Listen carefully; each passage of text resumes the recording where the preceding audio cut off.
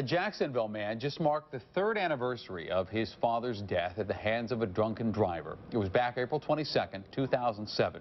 The 56-year-old James Harms was killed in a multi-car collision on I-10 in Mississippi. And since then, his son Carl Harms has made it his mission to spread awareness about the dangers of drinking and driving.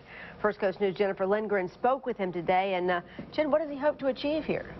Well, Carl Harms wants to put an end to victim silence and use his personal story as an example of how drinking and driving affects more than just the people on the road. 3 years ago and 1 week have passed since his father's death, and he says his grieving process hasn't even started. He had one of the most obnoxious laughs that I really wish I could hear today. Carl Harms thinks about what life was like before April 22nd, 2007. His life has changed a lot since then. Nothing really for the good.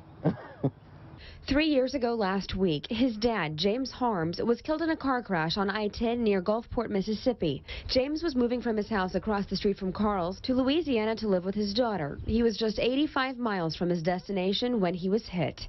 4:24 p.m. we get a phone call from Harrison County Coroner's Office. I didn't want to believe it.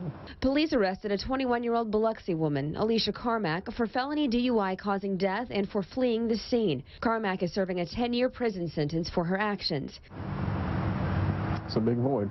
Harms says he hasn't touched alcohol in 14 years, but learning that his father's death occurred because someone was drinking and driving lit a fire in him to be a voice for justice. It's not something that you talk about. It's not until it hits home. Talking about it is all he does these days. He's become involved with the Compassionate Families Grief Recovery Group and is working on a DUI awareness program he'd like to take to schools. The irresponsibility for other people's lives and to take responsibility and understand that you are doing that. Carl's dad was a 23-year veteran of the Navy. Hero. And this one leaving the flock is my father. The pain is still very real for him. Though the crash changed his life for worse, he says he wants to do something for good. If I can speak to 1,000 and reach out to one, I've done my job. My father's done his job. Carl Harms has made a trip to Mississippi 3 times to testify in court hearings in his father's death case.